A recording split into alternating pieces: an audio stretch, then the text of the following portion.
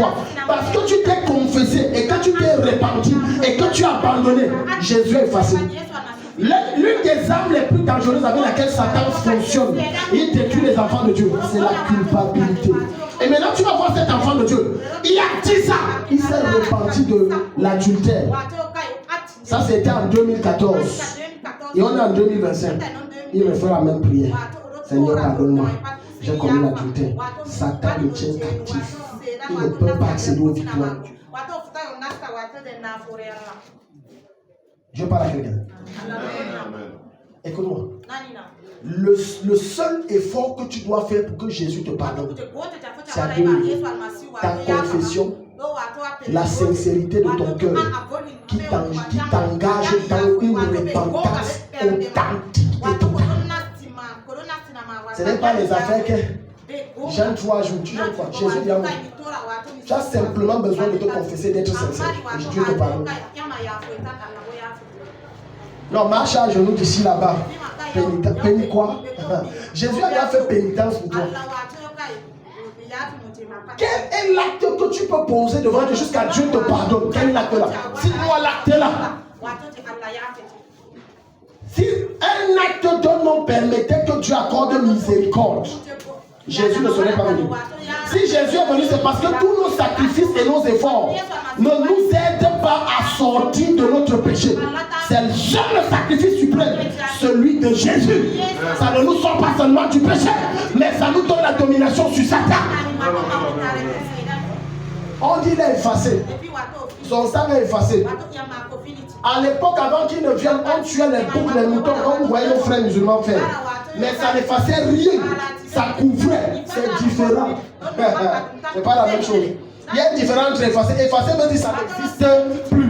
Quand tu dis Seigneur, je te demande pardon, ton casier judiciaire est vide, même si tu as voté 100 fois. C'est vide comme si tu n'as jamais avorté, ni menti, ni faux. Jamais, jamais. C'est effacé. La seule chose qui permet aux puissances de Satan de s'introduire dans ta vie, c'est le péché. Et le problème du péché, Jésus a réglé ça à la croix. Vous voyez quelqu'un nous dire Amen. Écoute-moi. Chaque fois que tu t'es repenti, que tu as demandé pardon à Dieu, tu as été sincère, tu as abandonné cette voie, et que Satan vient te chuchoter dans ton oreille ou dans tes pensées, parce que ça arrive que des fois quand tu es en train de prier ou adorer, tu entends une voix ou alors une image de ton ancien péché qui vient et tu t'arrêtes. Vous y arrivé à quelqu'un? C'est Satan. C'est Satan. Chut, suis ça. Dis Satan. Satan. Non, je te dis ce que tu vas dire quand ça va revenir. Quand tu seras en train d'adorer ou de prier, tu vas dire Satan. Oui, tu me rappelles ce que j'ai fait. Mais le sang de Jésus, Colossiens 2,14, a effacé. Mais ta part là, rien n'est effacé. Ton futur, c'est en enfer. Et mon futur à moi, c'est au paradis. Oh, il n'y a plus de... Ah, Romains 8, verset 1. Les gens passent le temps. Et on maintient les gens d'une certaine religion. Chaque fois, répands-toi. Non! En Christ, on se répand une fois et c'est fini. Et je ne reviens plus sur ça. Et maintenant, s'il y a un péché avec lequel Satan me tient captif, tu prends le temps de prière avec l'homme de Dieu pour qu'il t'aide à sortir. Parce que Christ a déjà donné cette victoire. L'une des raisons pour lesquelles vous priez, vous ne croyez pas, c'est parce qu'à chaque fois que tu pries, le diable te rappelle que tu avais fait ça l'autre jour. Et il te convainc que Dieu n'a pas pardonné. C'est faux. Dieu a pardonné. C'est faux. C'est faux. Jusqu'à preuve de contraire, il y a des chrétiens qui pensent qu'il y a des péchés que Dieu ne pardonne pas. Un jour, un frère en Christ, dans une église dont je ne vais pas citer le nom, j'ai donné ma vie à Jésus là-bas. Et c'est une des branches, ce n'est pas la même église, la même branche. Et le frère est tombé dans la fornication. Maintenant, le frère dit Seigneur, le frère ayant commis ce péché, il a dit Dieu ne peut pas me pardonner. Le pasteur a tout fait. sortant les versets bibliques, mais Satan l'avait déjà compris que tu vas aller en enfer. Continue seulement. Le pasteur a dit, voilà ce qui est écrit. Il dit que ce que j'ai fait là est tellement grave. Laisse-moi te dire une chose. Il n'y a aucun grand péché que le sang de Jésus ne puisse effacer. Il n'y a aucune grosseur de péché que Dieu ne puisse pardonner par Jésus. Donc, quel que soit le crime que tu as commis, le sang est disponible pour ta miséricorde. Parce que tant que Dieu ne te pardonne pas, tu n'auras pas la victoire dans tes batailles. Tu ne vas qu'aller d'échec en échec et de malheur en malheur. Beaucoup de chrétiens pensent que ce n'est que prier qui me fait accéder à la victoire. Mais c'est faux. C'est plus avoir la révélation de Christ par sa parole qui te fait accéder à une victoire permanente et constante. Oui. Constante. La connaissance de Jésus. Voilà pourquoi dans ce ministère, je prends toujours le temps d'enseigner au moins 1 heure. Pour que la connaissance de la personne de Christ soit bien inculquée aux gens. Pour les faire comprendre que tu n'es plus n'importe qui. Est-ce que tu sais que tu n'es plus n'importe qui? Est-ce que tu sais que tu n'es plus n'importe qui en Christ? Il y a des gens qui dans le passé, Satan les a tellement martelés que même quand ils donnent leur vie à Jésus, ils pensent qu'ils sont toujours des esclaves du diable. Quand on dit oh grand directeur, non. Comment? Quand? Dieu ne te voit pas selon ton présent. Dieu te perçoit selon ton futur.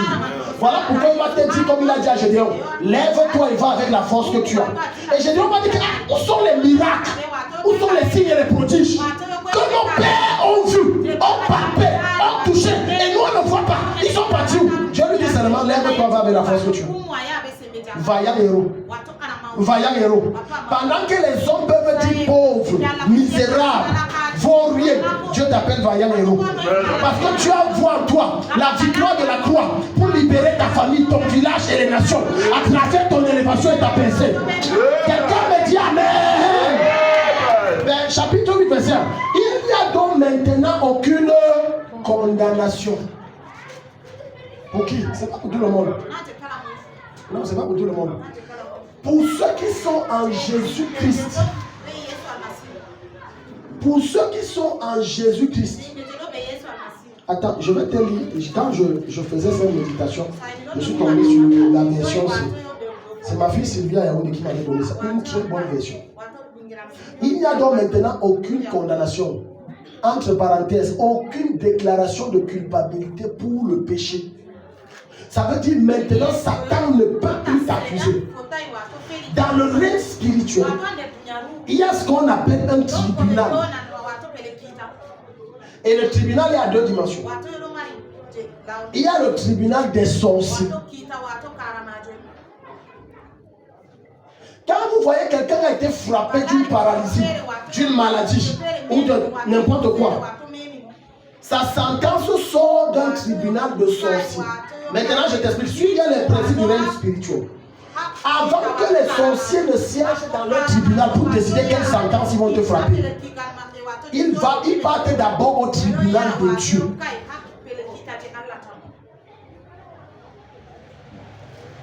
Avant d'aller au tribunal de Dieu, on voit d'abord ton dossier. Est-ce que tu es enfant de Dieu ou non?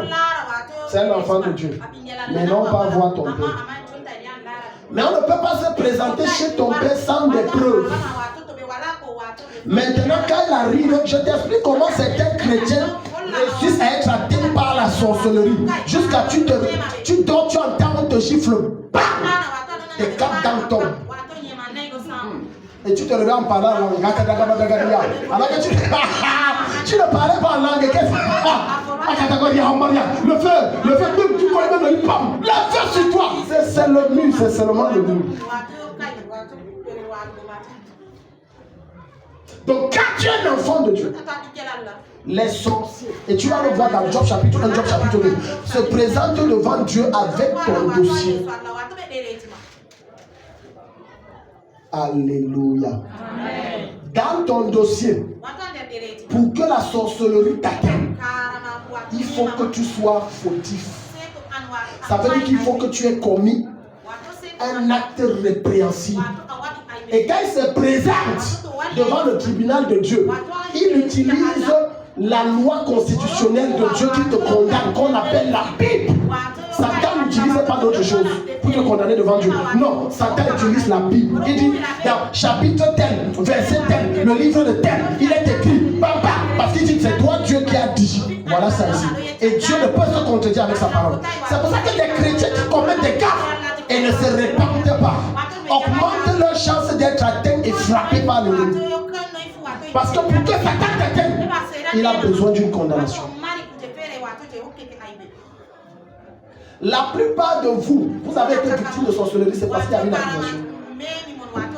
Quiconque n'a pas Jésus en lui est automatiquement condamné. Mais quiconque a Jésus en lui n'est pas condamné. Satan va chercher la condamnation. S'il n'en trouve pas, il va faire en sorte de te pousser à la faute. Pour qu'il y ait une condamnation. Comment? Il va utiliser ton entourage pour te mettre en colère. Pour te pousser à insulter. Pour te ramener dans tes retranchements. Parfois, il y a des gens qui t'attaquent. C'est Satan qui est derrière ça. Il veut une faille. Il veut une erreur. Il veut seulement une petite faute. Et quand il a dit Dieu, j'ai le cultus de ta parole, il frappe pas. C'est pour ça qu'un chrétien doit se rassurer d'être toujours en règle avec Jésus. Quand tu as commis un péché, immédiatement dis Père, je te demande pardon. Tel qu'est sincère. Et tu te répands. Immédiatement le sang de Jésus efface. Quand Satan vient, il se tourne. C'est trop tard. Il avait commis, mais c'est effacé. Maintenant, c'est pour ça que l'apôtre Jean va te dire que nous avons auprès du Père, 2 Jean chapitre 3, il va te dire, nous avons auprès du Père qui? Un avocat, qui? Jésus-Christ. Donc, lorsque Satan qui avait la preuve, Jésus lui dit, j'ai versé mon sang, Père. Il n'a plus rien à faire. La preuve là ne compte pas, mon sang efface la preuve. Et Satan s'est mis en colère. C'est pour ça que tu es intouchable. Amen. Ah, c'est pour ça que tu es intouchable. Dis avec moi, je suis intouchable. Je suis intouchable. Que personne ne te trompe quand tu crois que non, on va prendre ton nom, on va pratiquer et puis zéro. C'est faux. C'est faux. Même les sorciers connaissent ce principe. Si on prend ton nom, toi chrétien, né de Dieu, rempli de l'esprit, toi et Jésus vous êtes un. Jésus habite dans le Père habite dans Jésus, et toi tu habites dans Jésus. Tu es un. Et la Bible dit dans Ephésiens chapitre 2, verset 6, nous avons été établis dans les lieux célestes avec Christ. Dieu nous a établis. Et on dit qu'on prend ton nom, on pratique, ça marche. C'est faux. Laisse-moi te dire ce qui se passe. Lorsque quiconque tente de prendre ton nom et pratique avec, dès qu'il incarne, il y a un feu qui sort de quelque part le plus. Si c'était le cas, c'est que moi j'ai les ennemis pleins. Ils ne font que grandir. Le nombre d'ennemis, c'est que je suis mort depuis. Il y a des gens comme ça qui ont pris ma photo, mon nom, ils sont allés me canter avec. C'est que je suis mort.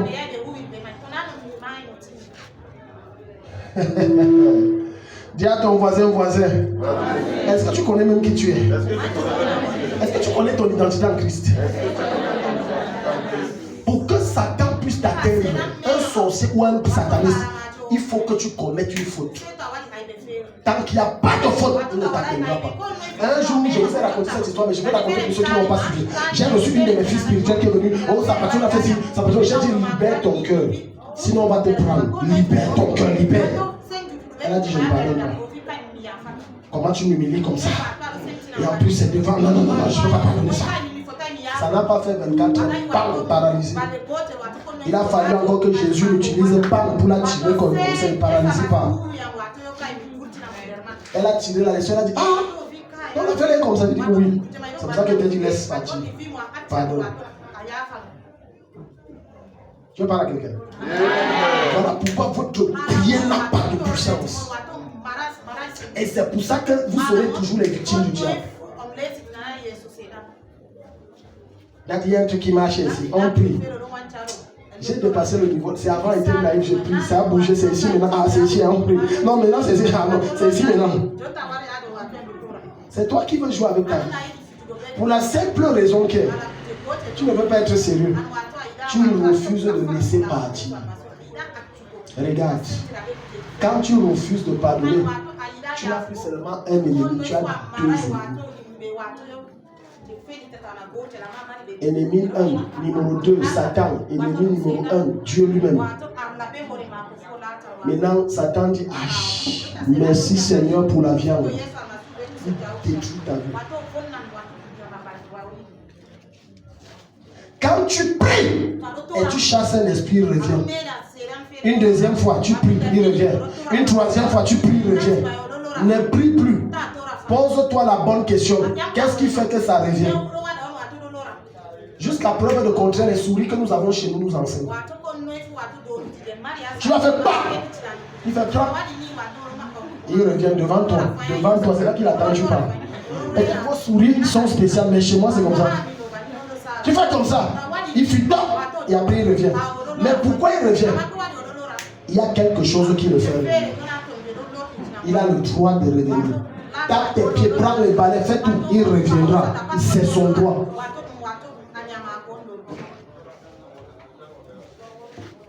Alléluia.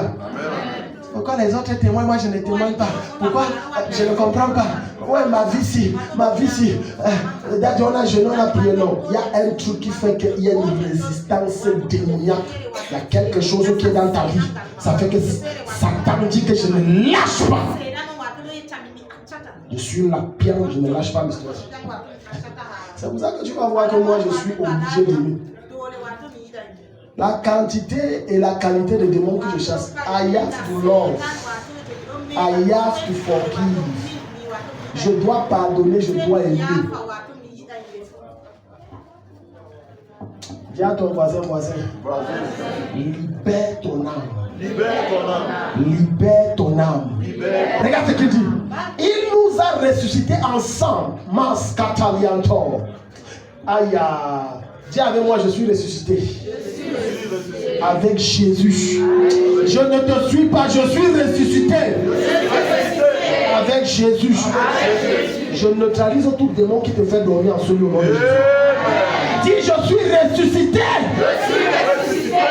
Avec Jésus. Oh, regarde ce qu'il dit. Il nous a ressuscités ensemble et nous a fait asseoir ensemble. Nous donnant une assise commune avec lui. Ça veut dire que sur le trône où Jésus est assis au ciel, toi-même tu es assis là-bas. Oh, je croyais que quelqu'un était ici. C'est cette connaissance que les satanistes ont que tu n'as pas. Voilà pour qui ils t'oppressent. Tu n'es plus de ce monde. Tu n'es plus de la terre. Tu es citoyen céleste. Ton corps est ici, mais ton esprit est de l'autre côté. C'est pour ça qu'on va jeter les coris, on ne peut pas te voir. On va prendre les calebasses, mettre l'eau. C'est le sang qu'on voit, le sang de Jésus. On va présenter les miroirs, on occulter et incanter, ça éclate. Touche Katamien Nika, parce que tu n'es plus de ce monde. On va essayer Takam Léou, Zagabram Diazava, Takam, Arabra. Boum, ça explose. Hey, c'est quoi ça? On ne peut localiser que quelqu'un qui existe. Quand tu n'existes pas, on ne peut pas te localiser. Tu ne peux pas atteindre quelqu'un qui n'existe pas. Pour ceux qui connaissent Sangoku, attaque Sangoku, on voit. Il est où? Il n'existe pas. Entre alors dans la télé, on voit. Donc quand tu donnes ta vie à Jésus, Dieu te prend et te fait asseoir sur le même trône avec Jésus. Tu règnes et tu diriges avec lui. Tu domines avec lui. Lorsque tu arrives en un endroit où c'est sec, ça commence à produire la vie. Lorsque tu entres à des endroits où il y a des puissances sataniques, il commence à fuir seul. Ta lumière éteint les puissances occultes de ta famille. Et ça impose ta domination. À partir de ce soir, je t'établis sur le trône de l'enfant de votre famille. Au nom de Jésus. Je t'établis là-bas. Quand tu parles, ta voix retente. Quand tu dis arrêtez ça, sinon la prochaine fois, vous allez perdre vos yeux. Et que toi tu es qui? Une fille qui est née. Tu es qui? Vos petites filles de Jésus que nous parlons, tu ne vas rien me faire. 3 jours net pas. Le premier jour, la vie baisse, il dit que non, c'est le soleil. C'est le soleil. La petite fille là, elle est rien. Parce qu'il est allé faire ses incantations, il t'a cherché, il t'a pas vu. Il a dit que non, tu m'as vu. Deuxième jour, il voit deux. Troisième jour, c'est noir. Hey. Mais là, il revient me dire que ouais, maman. Il disait petite fille, mais il dit maman. Écoute-moi, ils t'ont méprisé parce qu'ils croyaient qu'ils étaient supérieurs. Ils vont te respecter par la force. La seule chose qui oblige les gens à te respecter, c'est l'onction et la puissance. Peu importe l'âge d'un enfant, quand il est haut, même les vieillards se prosternent devant le Seigneur. Je dis peu importe. Je me rappelle 2013, je me suis prosterné devant un enfant de 11 ans. Papa, tu me dépasses. Papa, tu dis que Dieu a agi. Dieu dit papa, 11 ans. Qu'est-ce que s'appelle mon fils? Oh, j'ai dit papa. C'est ton envie qui te tue souvent. L'onction impose le respect. Dieu ne peut pas t'établir sur un trône sans verser le royal sur ta tête. Ça impose le respect. On va te respecter de force. J'avoue un problème dans ta famille que toi seul tu peux résoudre. Et ce n'est pas par argent que tu vas résoudre. Tu vas seulement dire une petite prière, prononcer une petite parole et la solution va venir. Et on va te respecter. Celui qui dit un meilleur amen, c'est de toi que je parle. En vertu de notre présence en Jésus-Christ. Regarde. Avec lui dans les lieux célestes, la sphère céleste, en vertu de notre présence en Jésus-Christ. Verset 7. Il a fait cela afin de nous montrer dans les siècles à venir l'infinie richesse de sa grâce, par sa bonté envers nous en Jésus-Christ. Car c'est par la grâce, la faveur illimitée de Dieu. On a la même version. Que vous êtes sauvés, délivrés du jugement. On ne peut plus te juger. Amen. Vous savez qui on juge? On juge les personnes sur qui on a porté plainte. On juge les personnes sur qui il y a une accusation. Comment peut-on donc te juger alors que sur ta vie il n'y a aucune accusation? Le sang a lavé ça. Le sang a nettoyé ça. Le sang a enlevé. À compter de ce soir, ne marche plus tête baissée, marche tête haute. Tu n'es pas n'importe qui. Plus aucune situation ne va te contrôler. C'est toi qui contrôle les événements. J'ai dit, c'est toi qui contrôle les événements. Toi qui contrôle. Voilà pourquoi quand tu viens avec ton problème, certains pensent que c'est le mépris que j'ai. Ce n'est pas le mépris. C'est parce que j'ai la connaissance de mon identité en Christ. Tous ceux qui viennent avec des problèmes, de fois des problèmes étrangement bizarres que ma chère dit que ici, là, papa, envoie ailleurs parce que ça va te dépasser. Mais je finis par leur dire c'est un petit problème. Chaque confrontation que tu feras face te pressera à la mesure de ta foi et de ta confiance. Donc si tu crois que le problème là est grave, rassure-toi une chose, la puissance de Dieu ne sera pas suffisante pour te délivrer. Je ne sais pas si Dieu te parle. Mais quand tu verras que ce problème est un petit problème, parce que mon Dieu l'a déjà résolu, Dieu va se manifester de façon glorieuse. Ne vois plus tes problèmes comme étant des grands problèmes. Non, ne vois plus. Vois-toi comme étant la solution à ces problèmes. Tout problème qui vient devant toi, c'est parce qu'il y a déjà la solution en toi pour résoudre.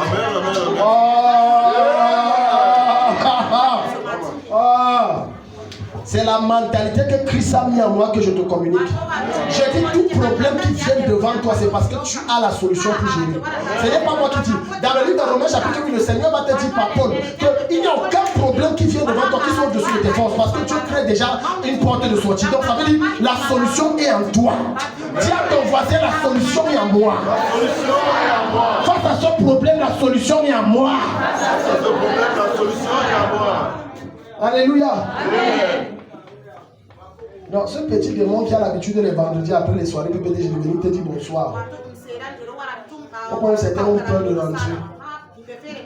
Quand tu veux savoir que quelqu'un a un problème, le gars est prompt à te serrer un genre. Mais le culte est rentré, on rentre, on fait pas faire une visite chez toi. Il est 21h, papa. On fait une visite à 21h. C'est qui sait ce qu'il attend. Certains d'entre vous ont peur de leur maison, mais n'a pas l'argent pour déménager. D'autres, c'est la maison familiale. Je vais aller où? Ce qui enfante la peur en toi meurt ce soir. Amen. Je dis ça meurt ce soir. Ça meurt ce soir. Il y a des gens que lorsqu'ils pensent seulement à sa maison, il a déjà les mots de tête. Parce que Satan nous rappelle des problèmes qu'il a. Alléluia. Ça t'est déjà arrivé que à chaque fois que tu as l'enfant, il y a un enfant qui tombe toujours malade. Tu veux seulement le taper. Que toi avec ta sorcellerie là, laisse-moi. Ta sorcellerie, je ne dépense plus. Si tu veux meurs. C'est quoi? Depuis 10 ans, je dépense sur toi. Cet esprit te fuit ce soir. Je te donne la victoire de la croix au nom de Jésus. C'est-à-dire, quand tu as l'argent, l'enfant là, il va tomber. Dès que tu as dit non, c'est un petit paracétamol de 100 francs. Avant que tu te rends compte, tu as dépensé 100 000. Et tu sais que dès qu'il y a un truc, c'est l'enfant là. Donc, certains pensent qu'ils peuvent contrôler ça. Dès que l'argent tombe, il dit je finis ça en vous. Ne fuis pas le problème, affronte. Affronte. Tu as l'onction de victoire en toi. Affronte le problème. Tu as l'onction de domination en toi. Affronte. Ne fuis pas. Ne fuis pas. Un guerrier ne fuit pas. En Christ, nous sommes tous des guerriers. Un guerrier affronte. Dis à ton voisin, affronte tes problèmes. Affronte tes problèmes. Vous savez comment certains fuient? Certains fuient numéro 1 par l'alcool. Il boit. Et tu me dis, tu bois pourquoi? C'est pour oublier mes problèmes. Tu as déjà vu qui boit et oublier ses problèmes. C'est quelle mensonge de Satan ça? Deuxième chose, les coucheries, sexe. Il dit c'est pourquoi? J'ai envie de m'évader. Le sexe n'évade personne. Quand c'est hors du mariage, c'est une prison donnée que tu viens de fabriquer.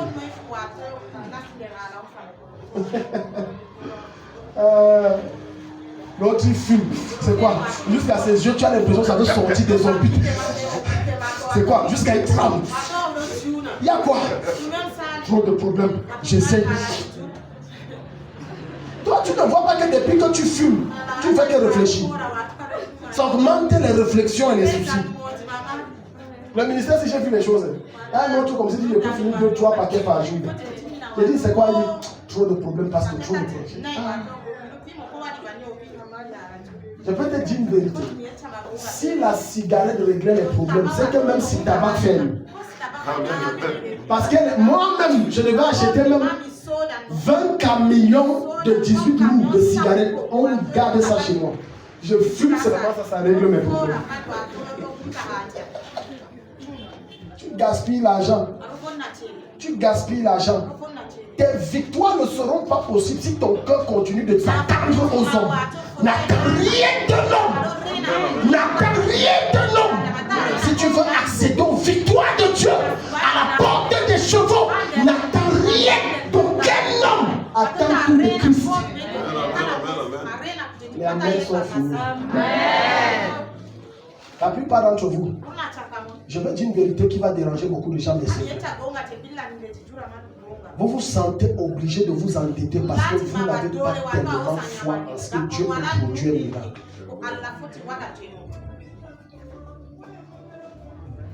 Ok, vous ne comprenez pas.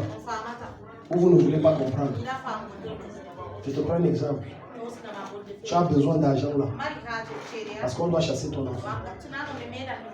Tu n'as pas la foi qu'on peut chasser tous les enfants et les enfants. Voilà pourquoi tu obéis à la pression de l'école en temps et temps. Je ne vous enseigne pas ce que je ne fais pas. Regarde, maintenant quand on va aller voir le Seigneur, suis bien ce que le Seigneur t'enseigne. La Bible va dire que les satrapes dont il était les chefs, satrapes ça veut dire les sorciers, les magiciens, les astrologues, bref, les serviteurs de Satan dont Daniel était leur chef. C'est la Bible qui dit ça.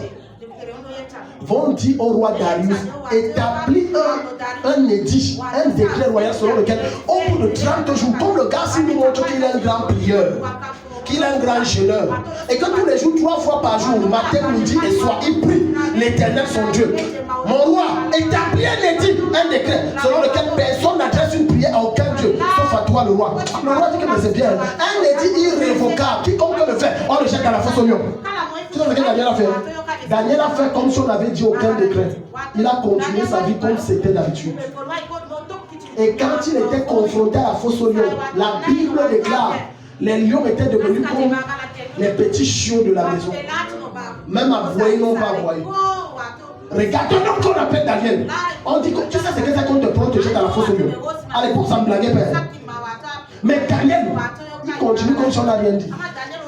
Aussi longtemps que tu n'atteins pas la dimension où, lorsqu'une nouvelle te parvient, elle est défavorable.